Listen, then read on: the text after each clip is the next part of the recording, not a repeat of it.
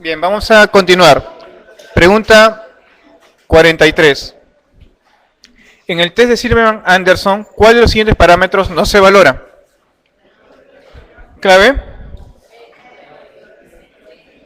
Clave B, ¿no? Habíamos dicho que son tirajes intercostales, tirajes subsifoideos, es patrón respiratorio, es quejido y es aleteo nasal.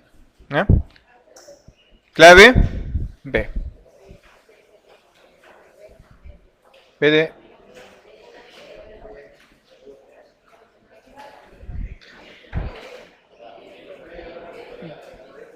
recién nacido de 38 semanas por cesárea electiva, peso al nacer 2.500, líquido amniótico normal, Apgar 8.9 en la primera hora de vida.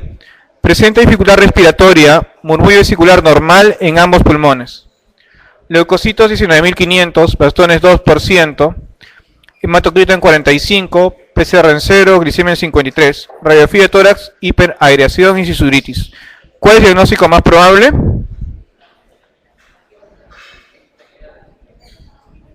Taquipnea transitoria, ¿no? Acordarse, leucocitos 19.500, ¿es normal o no en un neonato? Es normal. Lo que uno tiene que evaluar para descartar sepsis en un neonato, ¿qué cosa es? La relación, no, PCR no sirve en la etapa natal. La relación inmaduros sobre totales, neutrófilos inmaduros sobre totales, el IT, ¿no? Ese IT, relación de neutrófilos inmaduros sobre totales, debe ser mayor de 0.2, ¿ya? Aquí la clave es la alternativa C.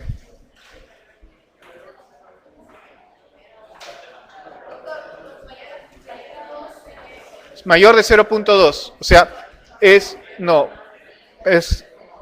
en realidad el IT me dice valor predictivo negativo, ¿no? O sea, si tengo uno menor de 0.2, la posibilidad de sepsis se aleja bastante, ¿no? Pero yo puedo tener ITs mayores de 0.2 por otras cosas diferentes a sepsis, por ejemplo, asfixia, ¿no?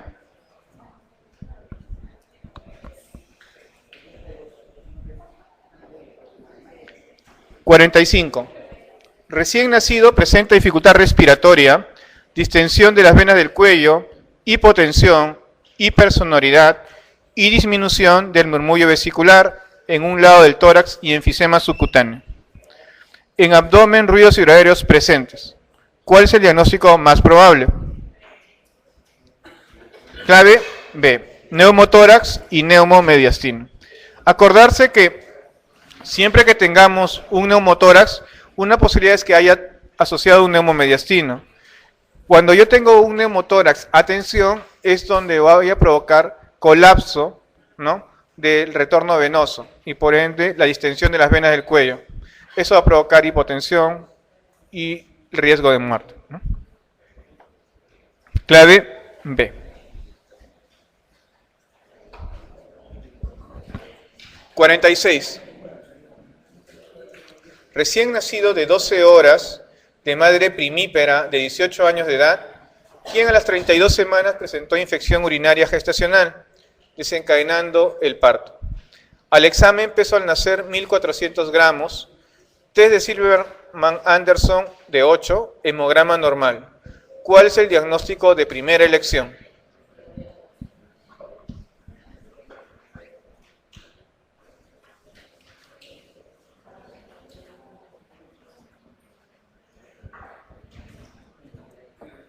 Clave B, D. Aquí estamos, dos posibilidades, o es una membrana hialina o es una neumonía cognatal, ¿no es cierto? Entonces, ¿qué nos puede ayudar para cada cosa? El hemograma, ¿no es cierto? ¿Cómo es el hemograma? Normal. Lo más probable es que su IT entonces es normal. Si el IT es normal, la posibilidad de una neumonía cognatal es baja. Por ende, lo característico es que sea una membrana hialina.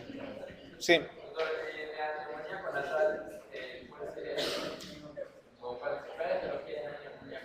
¿Perdón? Gran negativo.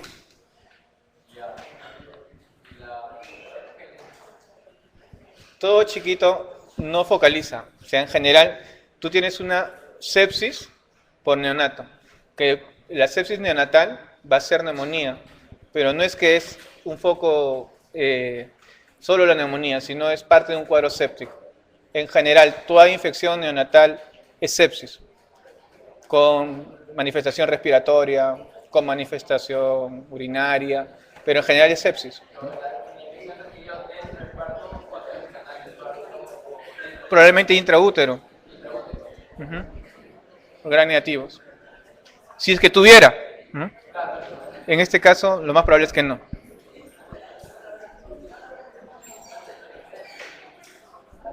La idea es que la madre haya hecho bacteremia, la bacteremia haya pasado la barrera placentaria y haya infectado al feto.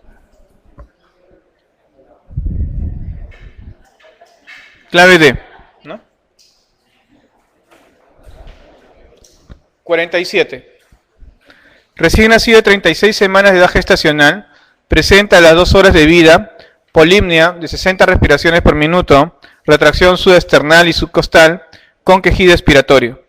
Precisa administración de oxígeno alcanzando un FIO máximo de 0.35, con lo cual mejora el cuadro tras 6 horas de evolución.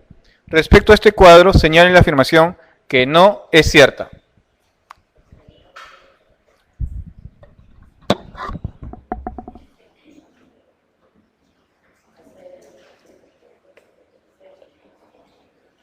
¿Clave? Sí. Entre sus factores predisponentes destaca un parto vaginal rápido por cesárea, así como una sobrehidratación materna. Sí, porque el diagnóstico presuntivo es taquimia transitoria. ¿Por qué taquimia transitoria?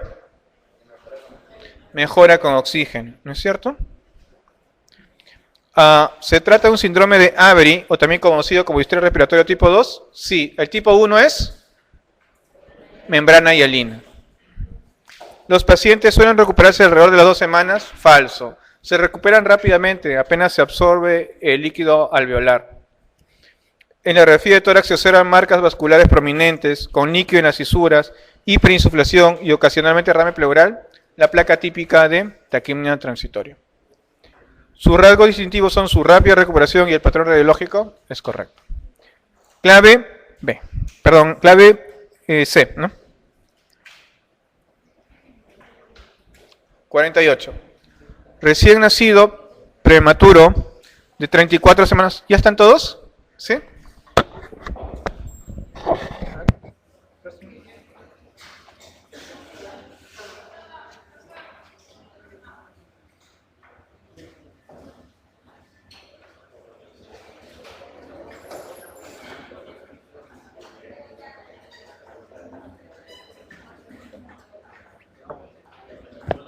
A ver, recién nacido prematuro, de 34 semanas de gestación, hijo de madre diabética. Comienza al poco tiempo de nacer con taquipnea, quejido expiratorio, cianosis y bamboleo abdominal. En los rayos X se observa un patrón retículo nodular con broncograma aéreo. El diagnóstico más probable será... ¿Clave?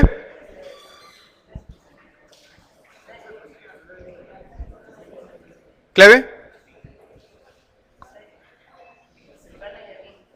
Membrana hialina. Algo que tienen que tener en cuenta que los hijos de madre diabética también es un factor de riesgo para hacer membrana hialina, ¿no? Aparte de la prematuridad, el ser hijo de madre diabética también es otro factor de riesgo asociado.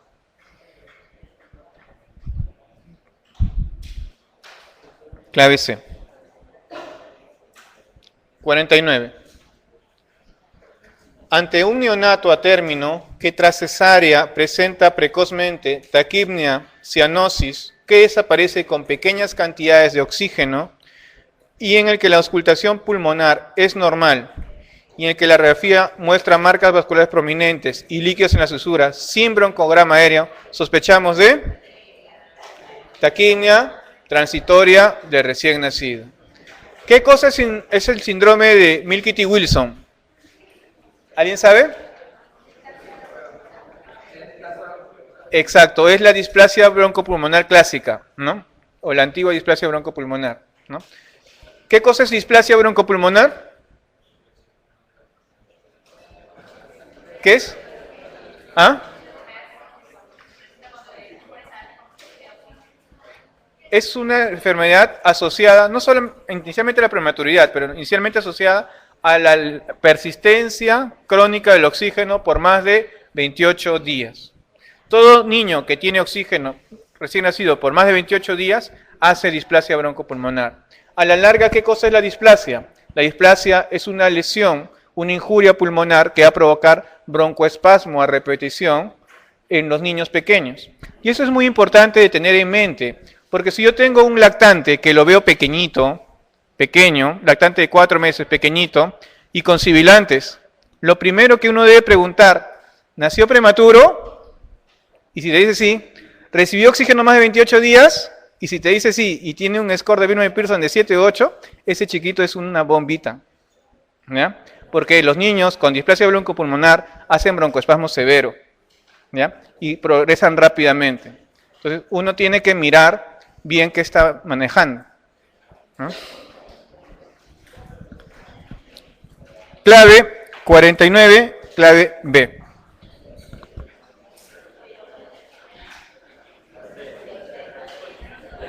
$50. ¿Cuál de las siguientes respuestas, a ver, en relación con ictericia fisiológica es verdadera? Clave.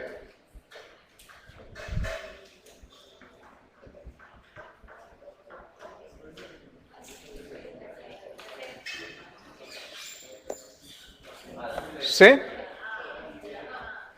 A la tercera va la vencida, ¿no? Bilirrubina directa mayor a 2.5. Falso, ¿no es cierto? ¿Cómo yo defino una ictericia fisiológica? La ictericia fisiológica es aquel proceso que se da en un niño sano, ¿ya? No es un niño enfermo. Queda en el 40 a 60% de los atérminos y hasta en el 80% de prematuro. Tiene un pico que en el atérmino es entre el tercer y quinto día de vida y dura 2 semanas, y en el prematuro entre el quinto y séptimo y dura 3 semanas, ¿ya? El pico en el atérmino es 12 y en el prematuro es hasta 15. ¿Cuándo hablo de ictericia patológica? Cuando la bilirrubina tiene un incremento de más de 5 miligramos por día, cuando la velocidad de ascenso es más de 0.5 miligramos por decilitro por hora, o cuando tengo ictericia prolongada, más de 2 semanas en atérmino o más de 3 semanas en prematuro, o la bilirrubina directa es mayor de 2 miligramos por decilitro. Cualquiera de esos es ictericia patológica, ¿ya? Por lo tanto,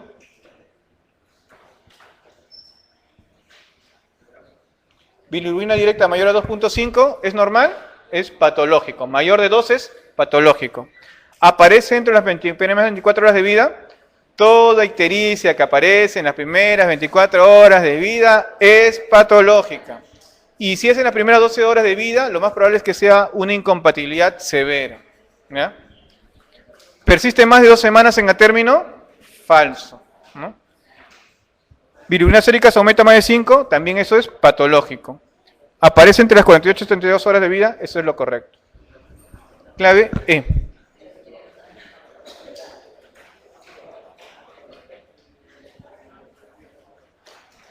$51. ¿Cuál de las siguientes no es una característica de la ictericia fisiológica?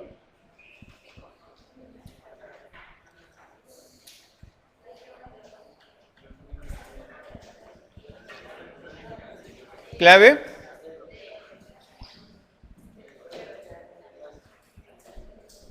D, ¿no?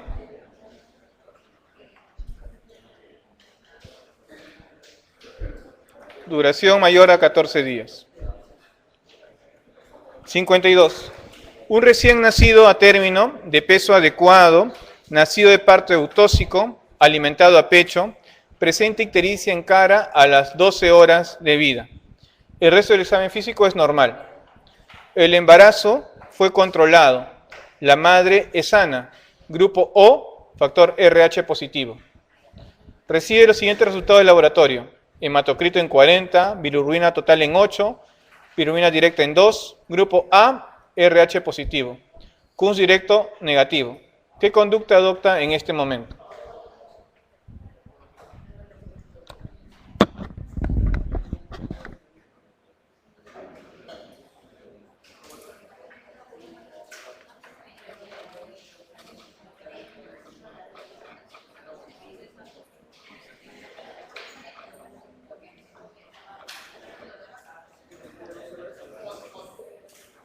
¿Clave?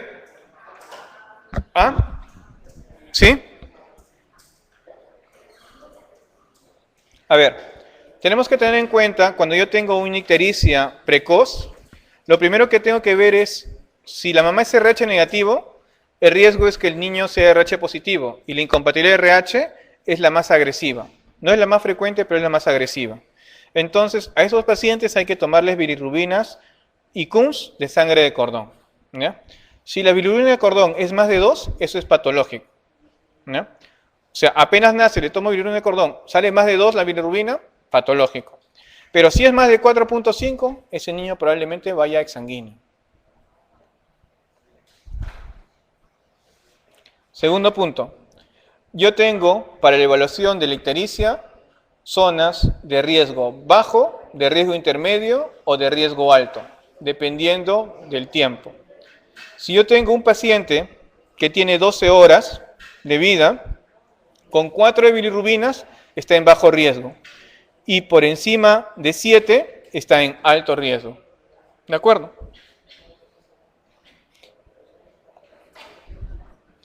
Si yo tengo riesgo bajo, lo que hay que hacer es seguimiento por consultorio. Si tengo riesgo intermedio bajo, lo que voy a hacer es control en 48 horas. El problema está en los pacientes con intermedio alto o riesgo alto. Todo paciente con riesgo intermedio alto, lo que se debe hacer es tomarle un control en 4 horas y ver la velocidad de ascenso. Si la velocidad de ascenso es más de 0.2 miligramos por decilitro por hora, se trata como un riesgo alto. ¿Y qué se hace en un riesgo alto? Se hace fototerapia y se inicia y se hace terapia de bilis, control de bilis en 4 horas, a ver cómo va la velocidad de ascenso. Cuando yo indico fototerapia, según mi curvita, para 12 horas yo tengo indicación de fototerapia dependiendo del grupo etario. ¿De acuerdo? Si yo tengo un paciente de alto riesgo significa que tenga 35 o 37 semanas o tiene factores de riesgo, consideramos factores de riesgo paciente que esté con hemólisis, asfixia, letargia, sepsis, acidosis o hipoalbuminemia. Esos son factores de riesgo. En este caso, ¿tenía riesgo de hemólisis el paciente o no tenía riesgo de hemólisis? ¿Sí o no? ¿Por qué? El paciente tenía ¿qué grupo? Y la madre era grupo O. Por lo tanto, sí tiene riesgo de hemólisis, ¿no? Entonces, paciente con riesgo de hemólisis que está en una zona, ¿no?, de alto riesgo, la indicación es fototerapia. ¿De acuerdo? Clave A.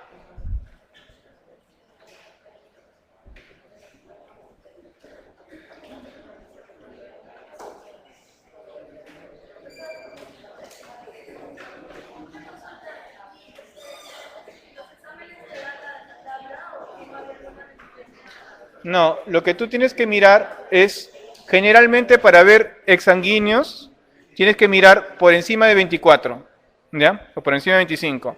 Y para 48, más de 48 horas, ¿ya?, de vida general, por encima de 25, ese paciente va a ir exsanguíneo de todas maneras. Y niños que tienen más de 48 horas por encima de 15, van a ir a fototerapia, ¿ya? En cuanto a exsanguíneo transfusión, ¿qué cosa nosotros tenemos que tener en mente del exsanguíneo transfusión? ¿Para qué sirve y por qué lo hacemos? Primero, la exsanguíneo transfusión, a ver, No estoy dando casi nada de teoría, pero algunas cosas que creo que sí son importantes que lo aprendan, los estoy dejando, ¿ya? Así que esto es lo mínimo que deben saber.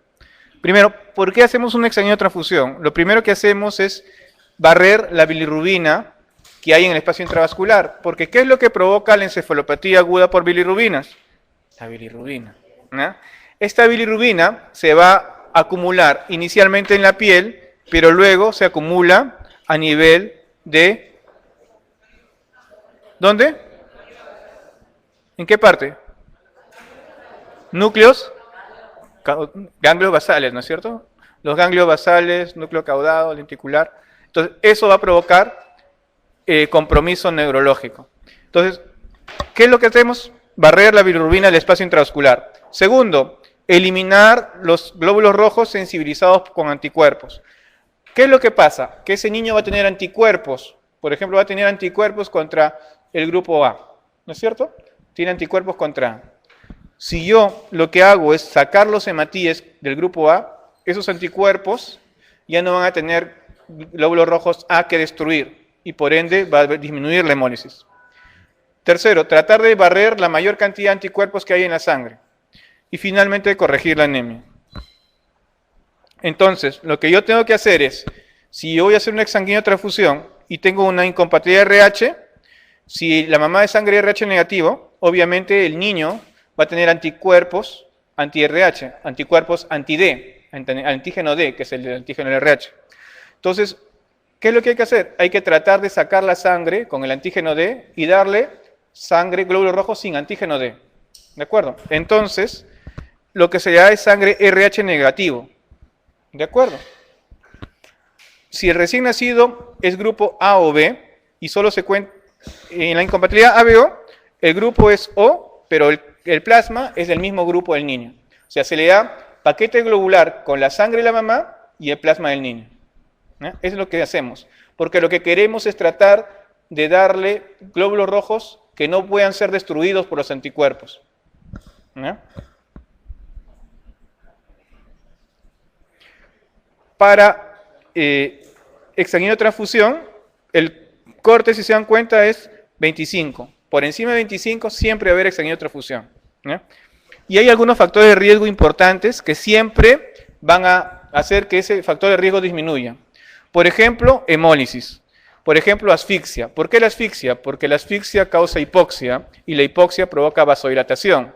Al haber vasodilatación de la barrera hematoencefálica, es más fácil que la bilirrubina llegue al cerebro. ¿Ya? Igual con la sepsis, igual con la acidosis. Y la hipoalbuminemia, porque la albúmina es la proteína encargada de llevar la bilirrubina. Si yo tengo menos albúmina, voy a tener más bilirrubina libre. La albúmina asociada a bilirrubina, por ser la albúmina una molécula pesada, no atraviesa la barrera hematoencefálica. En cambio, la albúmina libre sí atraviesa. Al tener menos albúmina, voy a tener más albúmina libre y más riesgo de encefalopatía por bilirrubinas. ¿De acuerdo? Clave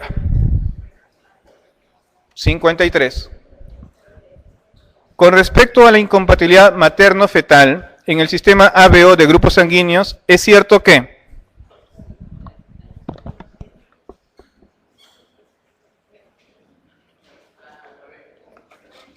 clave B, ¿no es cierto? Es más grave que la inseminación por incompatibilidad RH, falso. Es más frecuente. En la incompatibilidad ABO, más frecuente que la RH. Y de la ABO, la más frecuente es la OA. ¿No? ¿Afecta a primogénitos? Sí, porque la madre tiene anticuerpos sin necesidad de exponerse al antígeno. Desde siempre, desde que nace ya tiene anticuerpos. A diferencia del RH, que tiene que haber una exposición previa. La detección prenatal es muy importante porque asocia una anemia fetal severa, falso. ¿La prueba de Kunz es siempre positiva? Falso. El Kunz es siempre positivo en incompatibilidad RH, ¿ya? Pero incompatibilidad ABO puede tener Kunz negativo y tener incompatibilidad ABO. Causa muy infrecuente, falso. Clave B. 54. Un recién nacido de 5 días, cuyo peso al nacer fue de 2.800, actualmente tiene 2.500. Presenta ictericia hasta toras. Madre primeriza refiere que presenta deposiciones oscuras. Respecto a la ictericia en este neonato, es cierto que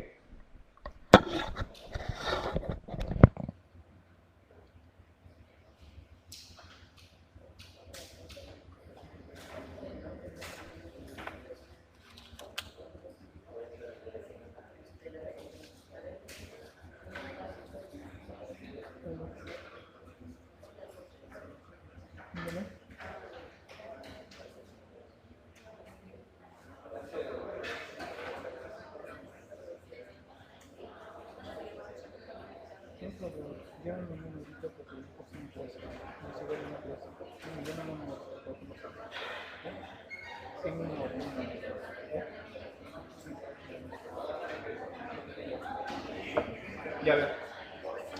¿Qué opina? ¿Cuál es el diagnóstico? ¿Cuál es el diagnóstico del paciente? Ictericia fisiológica. A ver, si fuera fisiológica es un niño sano, ¿no es cierto? ¿Ese niño tiene algún problema? Está bajando de peso, ¿no? ¿Cuánto ha bajado de peso?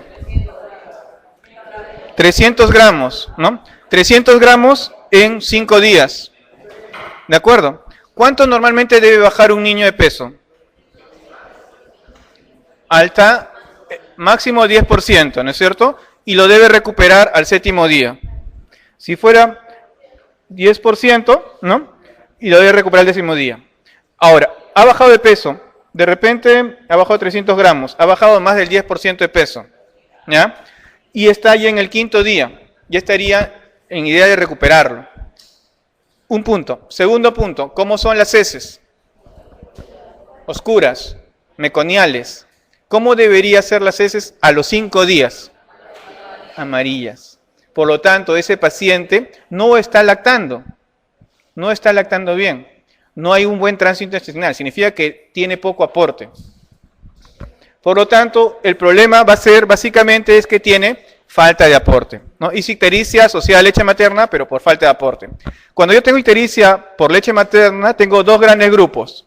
La de falta de aporte, que es en la primera semana, que es por déficit de leche, y la ictericia asociada a leche materna, que es un niño regordete, sano, que está asociado simplemente al consumo de leche materna, y que va luego de la primera semana de vida. En este caso, entonces, lo más probable es que este niño tenga una ictericia por falta de aporte. La clave sería C.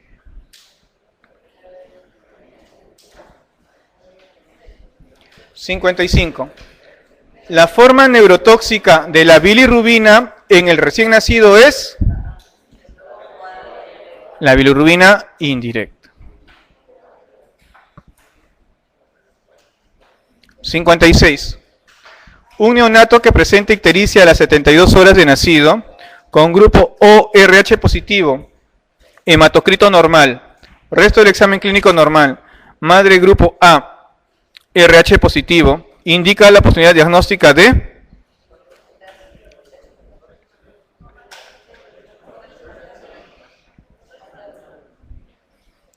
clave.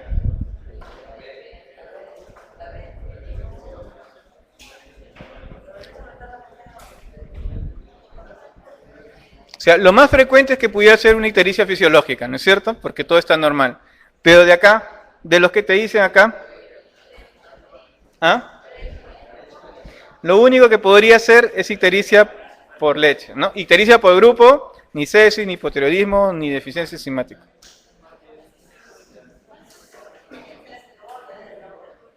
Clave B. 57. Recién nacido de 36. Recién nacido de...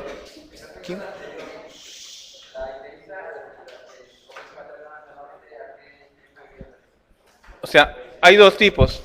La ictericia por falta de aporte, que ocurre en la primera semana, y la ictericia asociada a leche materna, que ocurre después de la primera semana. La ictericia por falta de aporte asociada a baja de peso, casi siempre, y a pobre aporte de leche. La ictericia asociada a leche materna es un niño sano, saludable, que simplemente tiene deficiencia en la glucuronización y por eso tiene ictericia.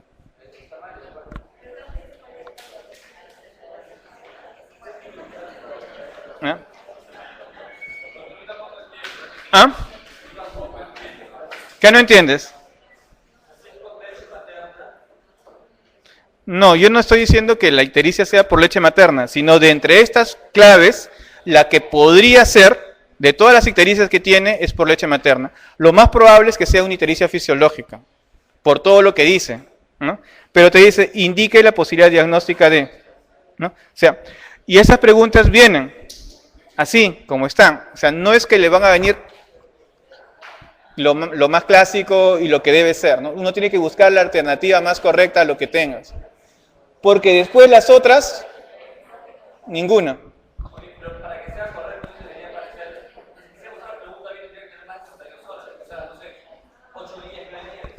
¿No? La ictericia por falta de aporte puede ocurrir después de las 48 horas. Básicamente depende de cuánto tienes de... Uh-huh. Uh-huh.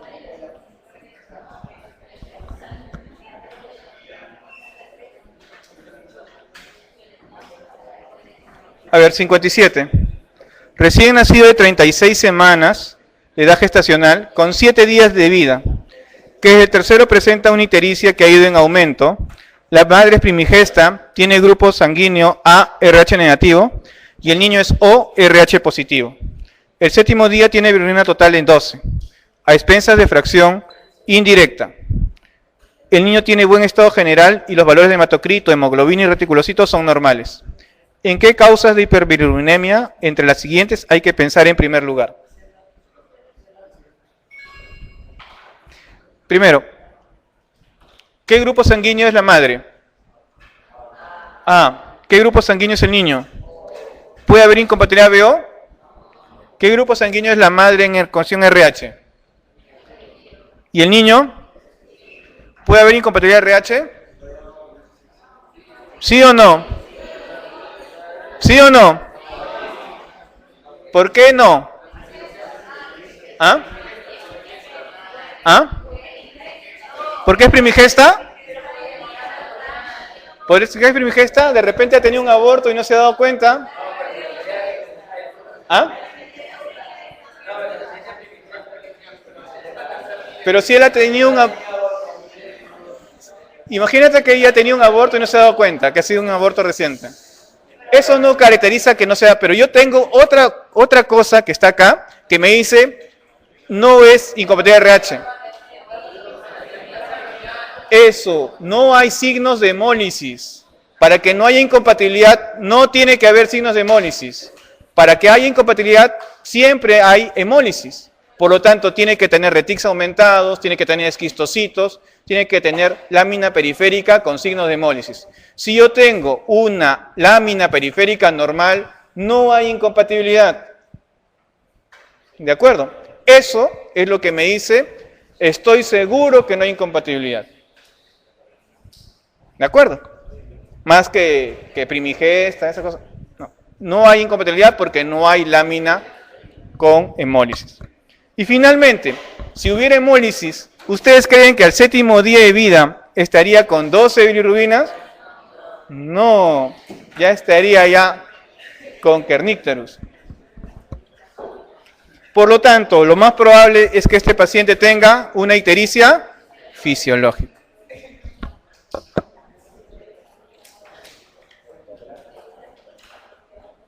Clave A. 58.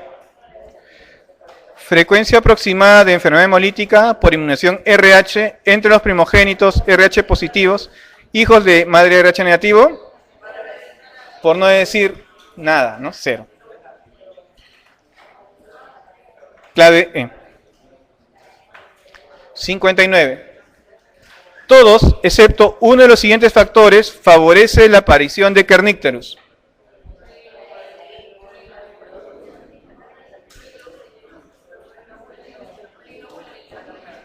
Hipolirubinemia, sí. Hipoxia, sí. Acidosis, también. Prematuridad, sí. Al ser más chiquito, más factor de riesgo, ¿no?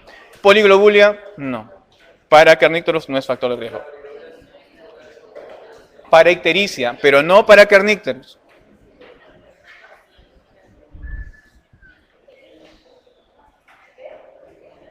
Clave E.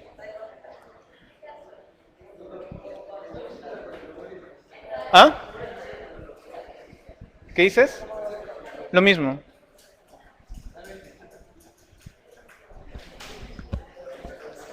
¡60! La ictericia neonatal fisiológica se presenta debido a todas, ¿no? Mayor carga eritrocitaria, circulación enterohepática, captación defectuosa de bilirrubina por el hígado, conjugación alterada. Clave E.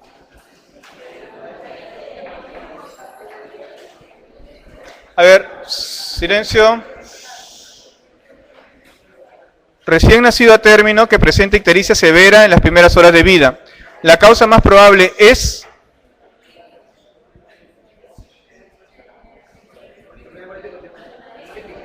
Si yo tengo ictericia en las primeras 12 horas de vida, es hemólisis hasta no demostrar lo contrario.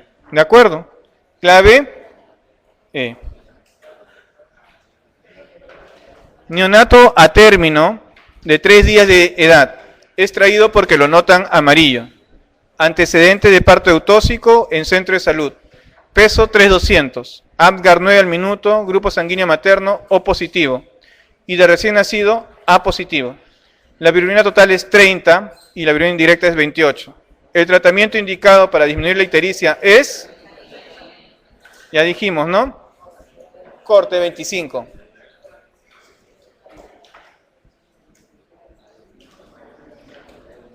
La ictericia fisiológica en un recién nacido a término presenta su más alto nivel de bilirrubina a 72 horas, ¿no es cierto? 3 a 5 días en el a término, 5 a 7 en el prematuro.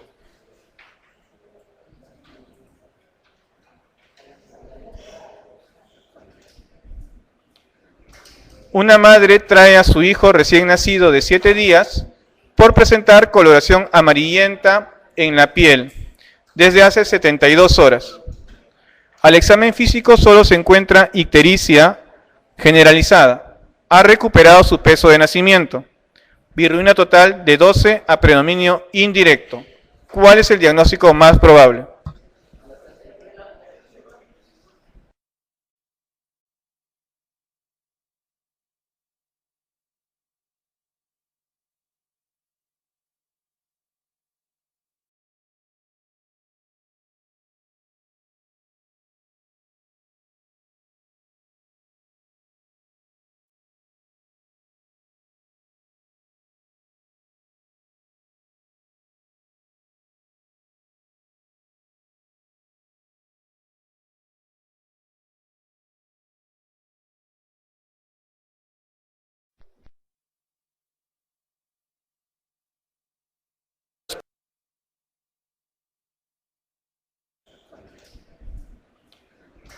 Una madre trae a su hijo recién nacido de 7 días por presentar coloración amarillenta en la piel desde hace 72 horas.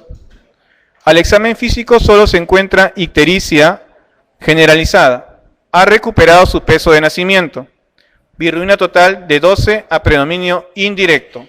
¿Cuál es el diagnóstico más probable?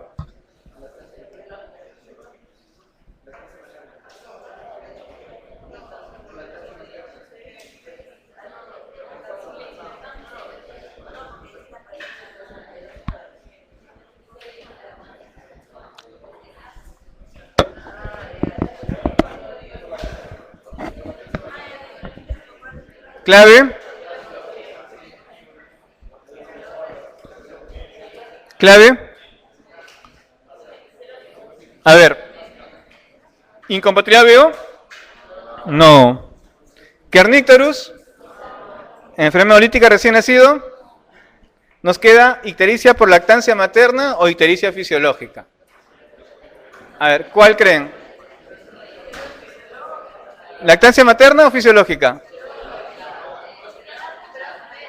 A ver, si hablamos de ictericia por lactancia materna, en la primera semana de vida, ¿a qué nos estamos refiriendo? Falta de aporte, ¿no es cierto? Porque esta ictericia empezó ¿a los cuántos días? Al cuarto día, ¿no es cierto? Porque 72 horas antes, dice, ¿no? Tiene 7 días, 72 horas, al cuarto día. Por lo tanto, Si empezó el cuarto día, la única posibilidad es que sea una ictericia por falta de aporte. ¿Pero qué dice? Ha recuperado su peso de nacimiento y tiene 7 días. ¿Es probable que tenga falta de aporte? No. Lo más probable es que sea una ictericia fisiológica.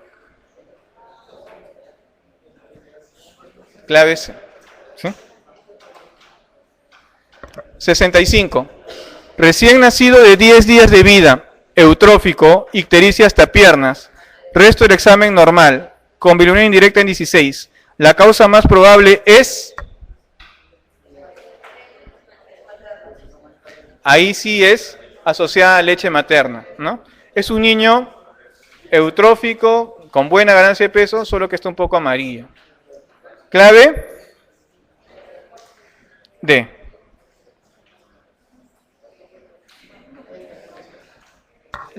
Sí. ¿Ah?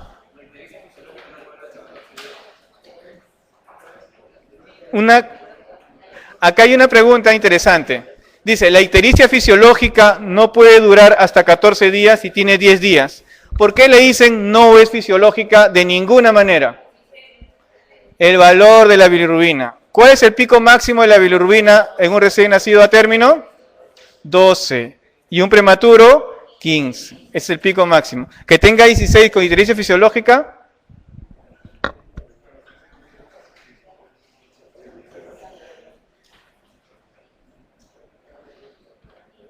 ¿Y el pico máximo a los que cuántos días se da de ictericia fisiológica? Tercer y quinto. ¿Qué día tiene? 10 días.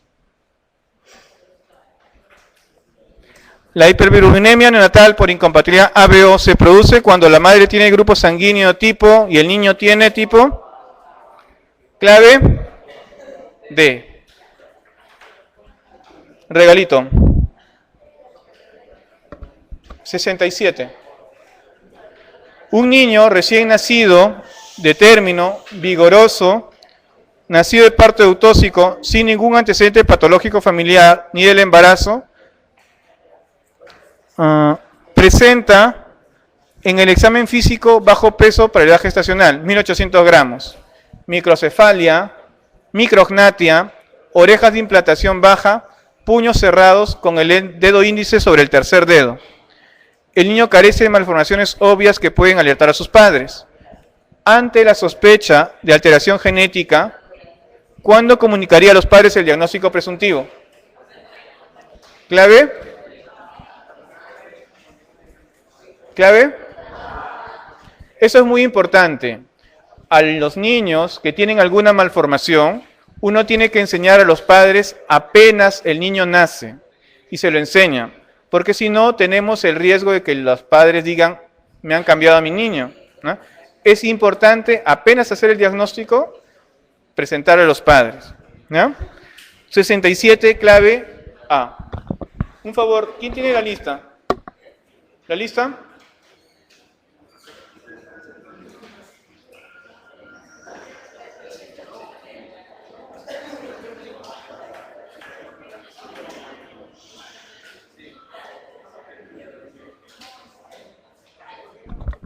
A ver, Dante allí, Dante,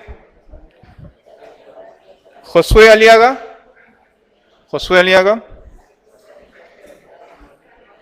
Gabriel Altamirano, Martín Alvarado, Patricio Alzamora, Patricio,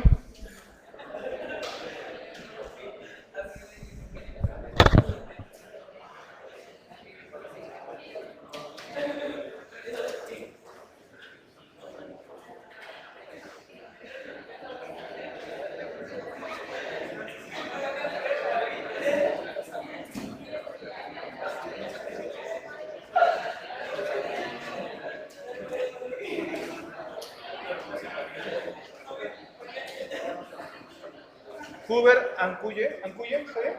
¿Sí? Enrique Benen,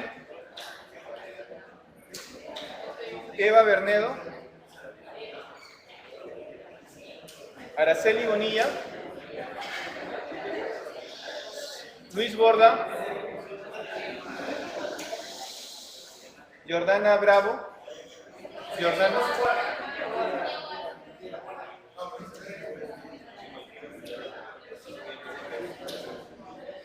Sebastián Briones, Andrea Calle,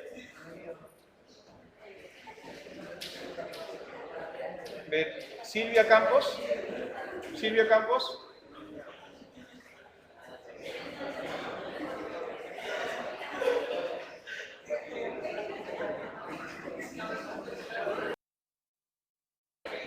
María Carabello,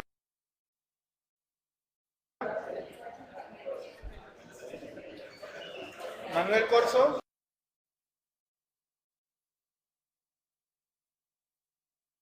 estuvo. Rita Galloso, ¿no está? María Pereda, Cristian Robles, Harold Tabó. Un niño recién nacido es la única manera de que podamos nosotros aprender, poquito a poquito. Así es que, si ustedes guardan silencio, podemos acabar rápido y nos vamos a poder ir antes de las 9. Pero si se demoran o hacen bulla, al final vamos a demorarnos más.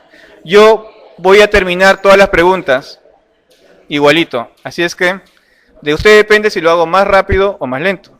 ¿Ya? A ver, un niño recién nacido... ya esto lo hicimos ya.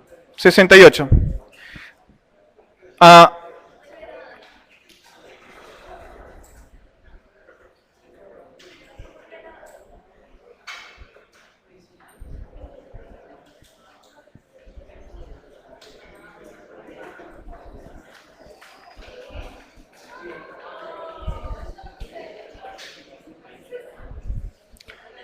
ver, 68. Un recién nacido de 56 horas de vida, nacido de parto eutóxico, sin antecedentes a destacar, presenta ictericia generalizada.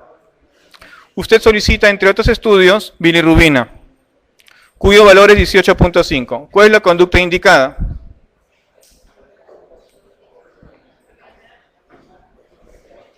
¿Clave? Ve. Acuérdense que si uno mira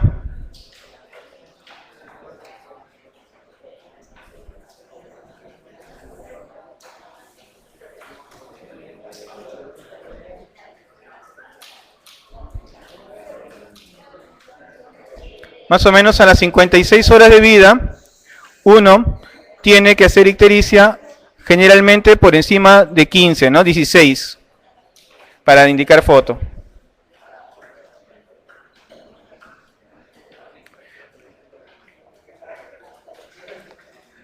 Clave.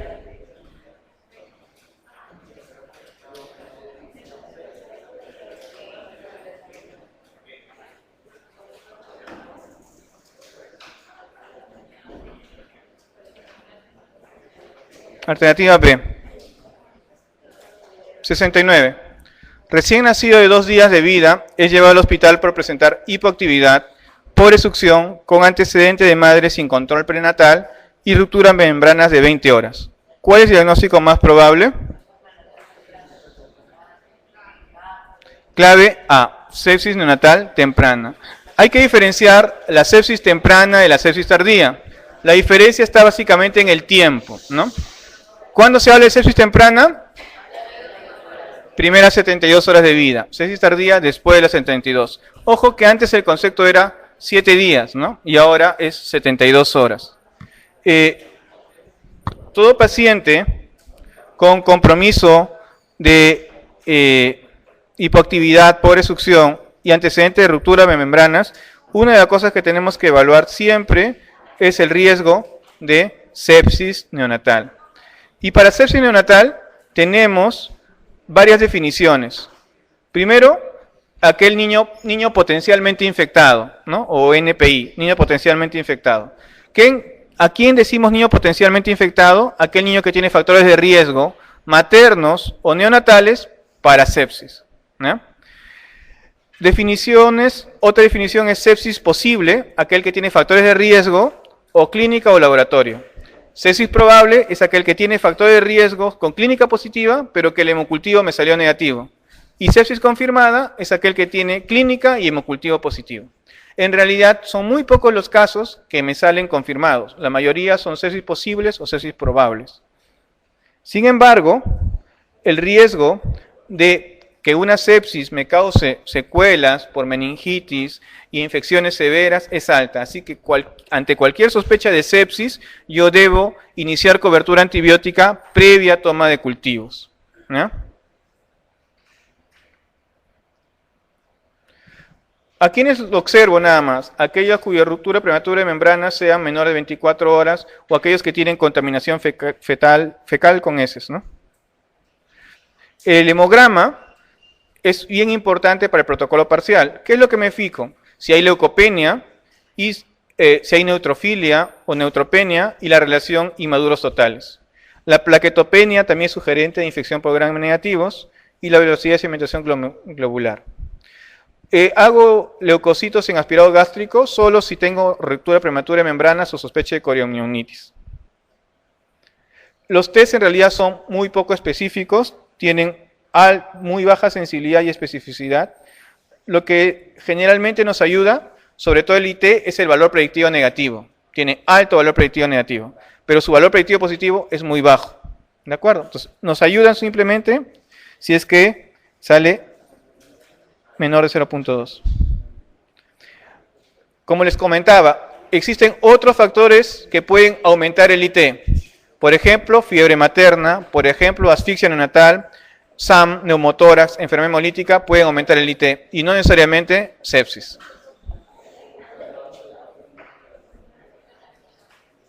¿Ya? ¿En quiénes voy a hacer el protocolo parcial? Aquellos que tienen ruptura prematura de membranas más de 24 horas, niños, madres con fiebre, ito materna y prematuros sin causa que tengan más de 34 semanas. Protocolo completo es protocolo parcial más cultivos e inicio de antibióticos. Siempre es importante hacer 2 cultivos. ¿Quiénes van a hacer protocolo completo? Aquel que tenga protocolo parcial positivo o aquel con coriomionitis o un prematuro menor de 34 semanas. Todo prematuro menor de 34 semanas está infectado hasta no demostrar lo contrario. ¿No? ¿En quiénes hago meningitis? Generalmente a todos pacientes que tengan compromiso neurológico, ¿no? En general, se recomienda hacer meningitis a aquellos niños con síntomas, alteraciones sensorio, hipotonía, hipertonía, convulsiones, apneas, irritabilidad, o aquellos que tengan cultivo positivo, ¿no? En general, a todos. Clave A. Bueno, eso no. Eso no era de acá. 70. Recién nacido con antecedente materno de ruptura prematura de 48 horas. ¿Qué conducta debe seguirse?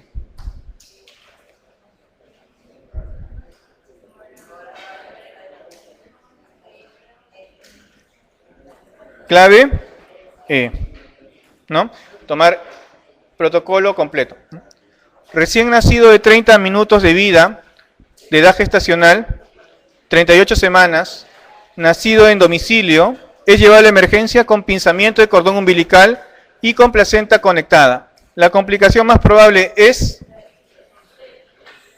sepsis precoz, ¿no? Si no hubiera estado clampado el cordón, podría haber hecho policitemia, pero clampado, lo más riesgoso es sepsis. 72. Recién nacido, post-término, que a las 16 horas de vida presenta fiebre, succión débil y flacidez. Antecedente materno de infección urinaria del tercer trimestre sin tratamiento. Usted indica. ¿Clave? B. ¿Y por qué no ceftriaxona más vancomicina? ¿Ah? ¿Y cefotaxima más vancomicina? ¿Por qué no?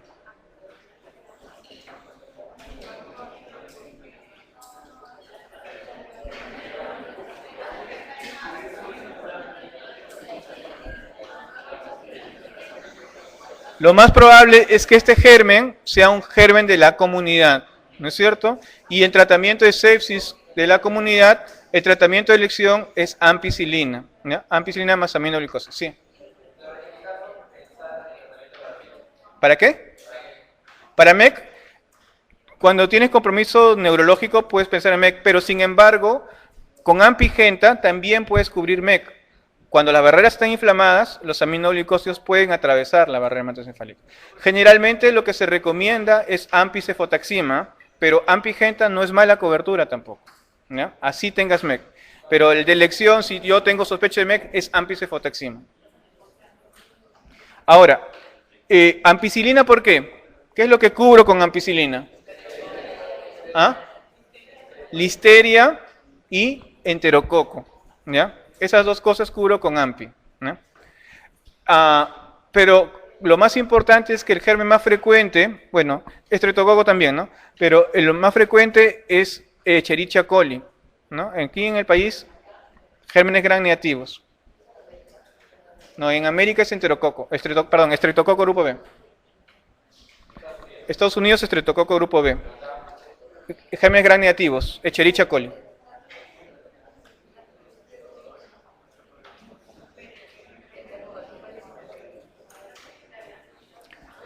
En un recién nacido con sospecha de sepsis, ¿cuándo debe iniciar tratamiento?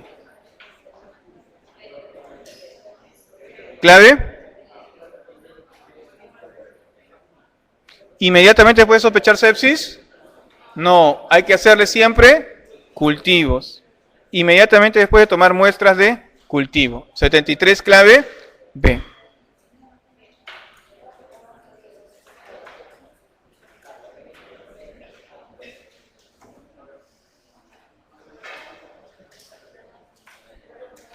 (74) En la convulsión neonatal, la dosis de fenobarbital es de 15 a 20. 20 miligramos es el bolo, 20 miligramos por peso. Ojo que en neonatos no se da fenitoína, ¿ya? El tratamiento de elección para la convulsión es fenobarbital.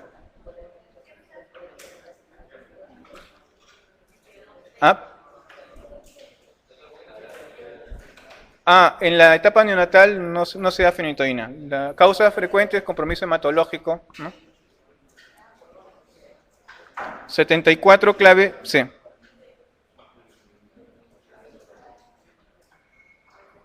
A ver. Nace en su hospital un niño que presenta microcefalia.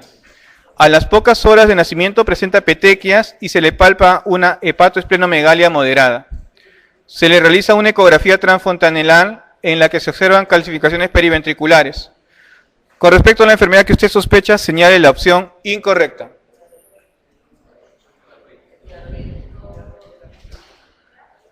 ¿Clave?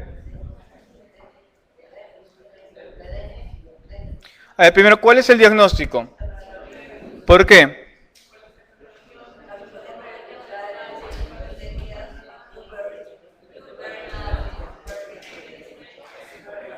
A ver, hay una mnemotecnia que les puede ayudar muchísimo, ¿ya? Así no sepan nada de nada, solamente si saben CMV igual CPV es suficiente. CMV igual CPV.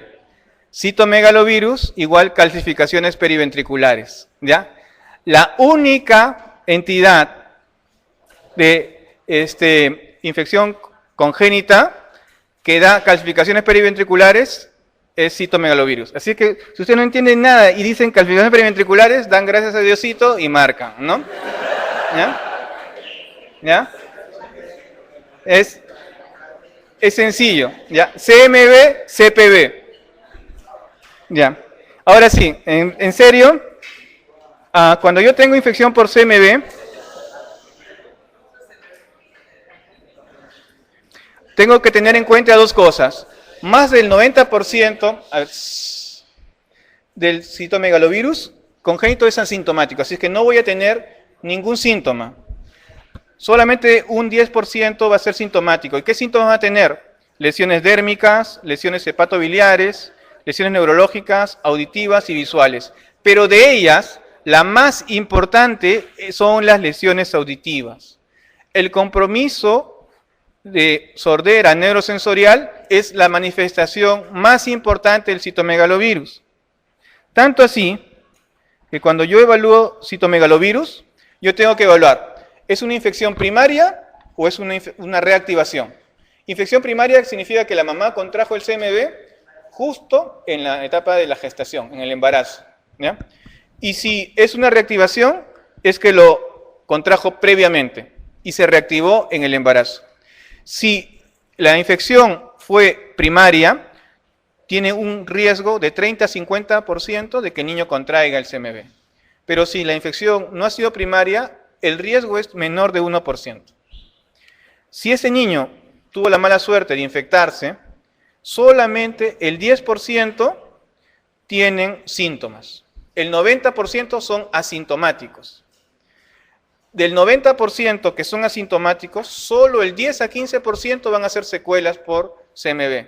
En cambio, de ese 10% que son sintomáticos, el 90% va a tener secuelas por CMV. ¿Y cuáles son las secuelas más importantes de CMV? De cajón a la cabeza, sordera neurosensorial.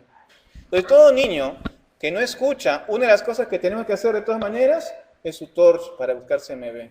¿Ya? Segunda manifestación, déficit motor. Tercera manifestación, retardo mental, corioretinitis y convulsiones. Pero la primera es sordera neurosensorial. ¿Ya?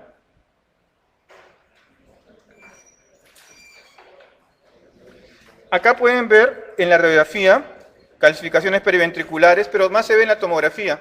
Fíjense cómo van puntos blancos dentro de todos los ventrículos, ¿no? Alrededor del ventrículo. Manifestaciones en piel, petequias, ictericia, púrpura.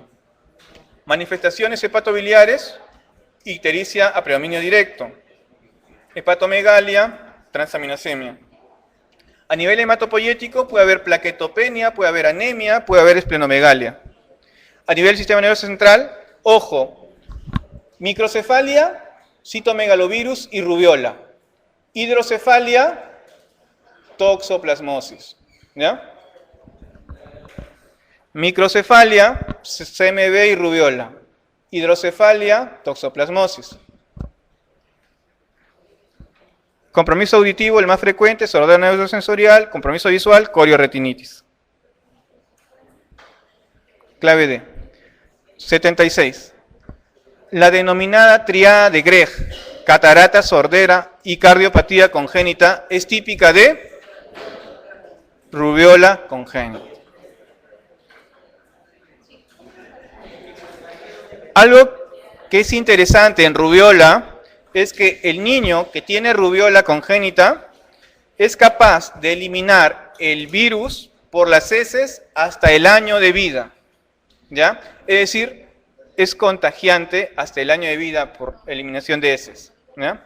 ¿Cuáles son las manifestaciones típicas? Puede ser una viremia, una fiebre no muy alta, un exantema pequeño, hay artralgias de pequeñas articulaciones, y cuadro respiratorio, pero lo más importante es la eliminación de virus hasta el año.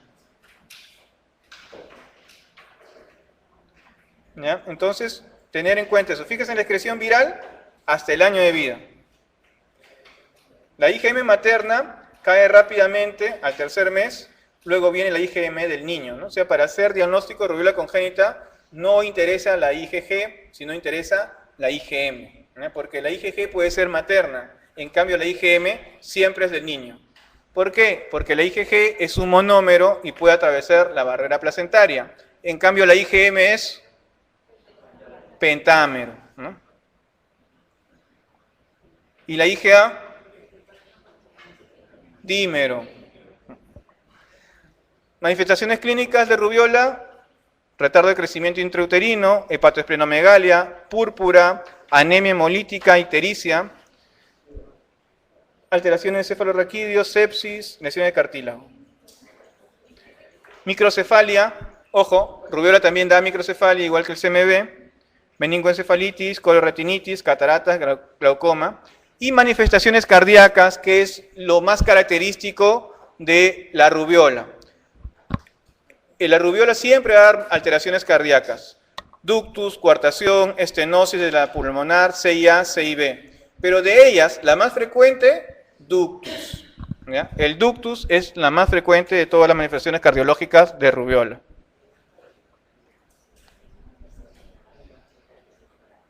RCIU, compromiso epifisiario, microoftalmos, púrpura, trombocitopenia.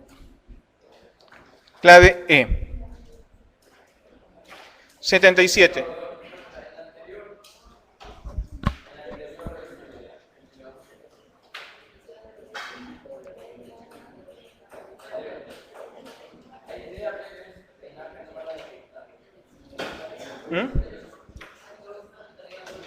Ductus arterioso persistente. ¿Sí? ¿Ah?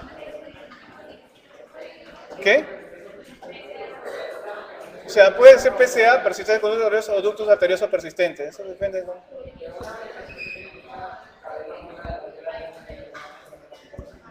Sí, pero no es lo más frecuente. Lo más frecuente es el PCA o ductus arterioso. ¿Ya? El ductus es de lejos la más frecuente. Si tú quieres, la manifestación clínica cardiológica más importante es el ductus. Y eso sí revisan. ¿No?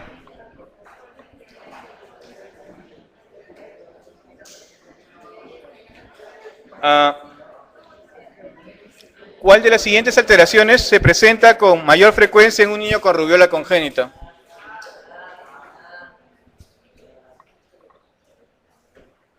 (78) La tetrada de Sabin, corioretinitis, hidrocefalia, calcificaciones y convulsiones es típica de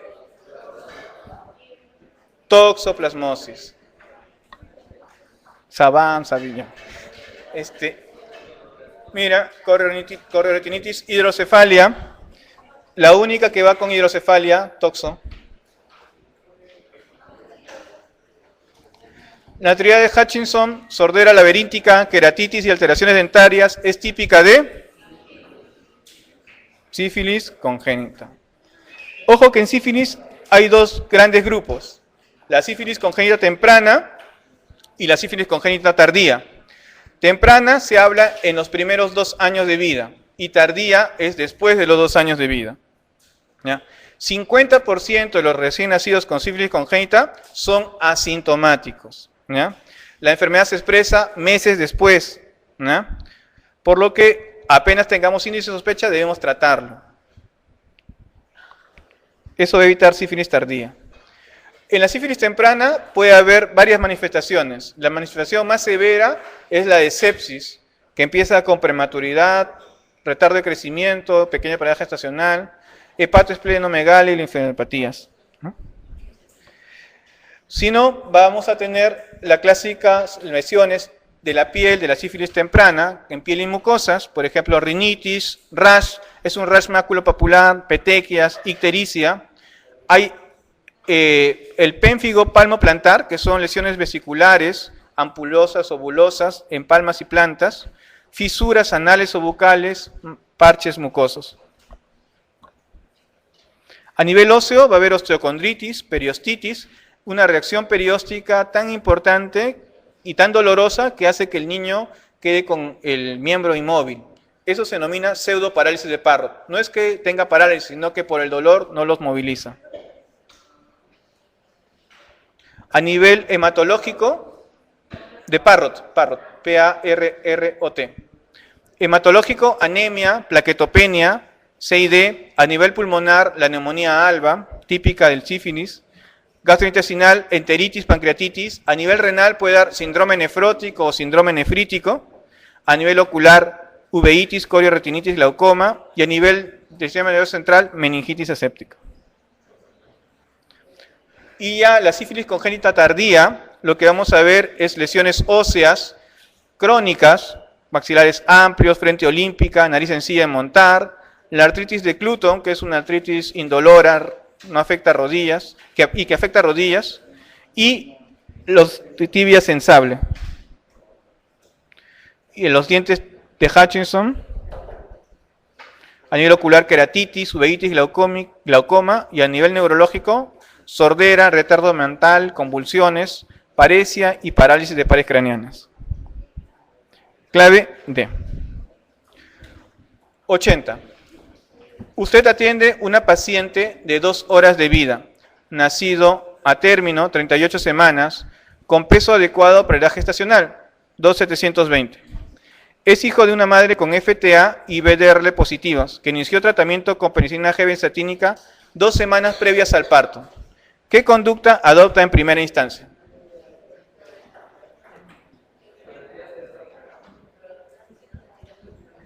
¿Clave? ¿Le da tratamiento o no le da tratamiento? ¿Por qué? Generalmente, ¿qué es lo que tengo que hacer con una madre que tiene BDRL positivo? Primero, si me sale positivo, la prueba confirmatoria es el FTA.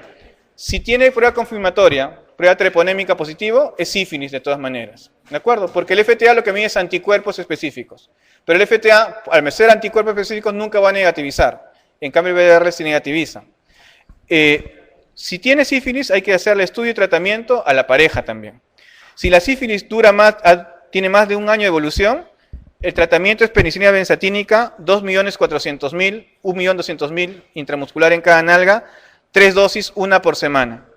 Y si es menos de un año de evolución, es 2.400.000, 2 dosis, 1 por semana.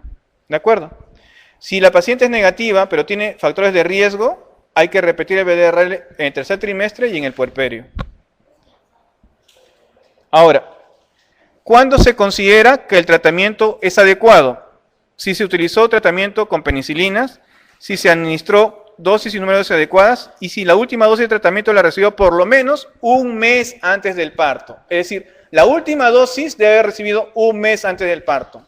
Esta paciente recibió su última dosis 15 días antes del parto. Entonces, el concepto es que su tratamiento debe terminar mínimo un mes antes. Si no, se le trata como si tuviera sífilis. Los recién nacidos asintomáticos, cuyas madres han recibido tratamiento de seguimiento inadecuado, deben ser tratados como si tuvieran sífilis congénita. ¿Qué es lo que hacemos?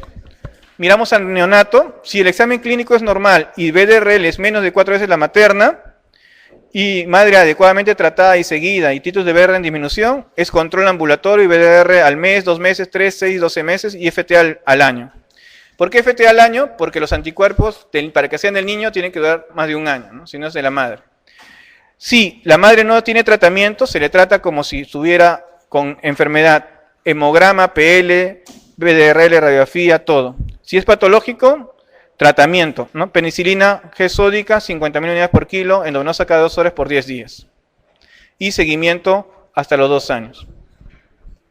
Muy bien, en este caso entonces, aquí habría que darle tratamiento con penicilina G endovenosa. ¿Cuánto tiempo? 10 días. Y seguimientos.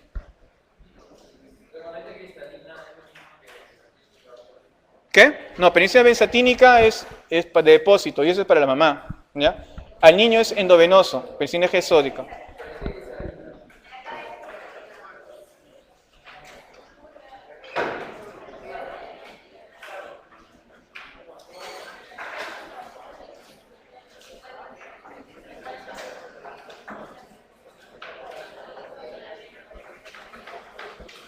Bueno, G sódica.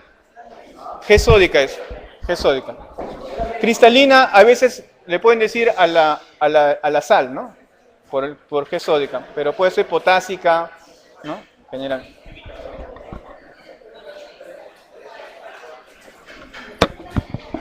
Bueno, gracias. Nos vemos.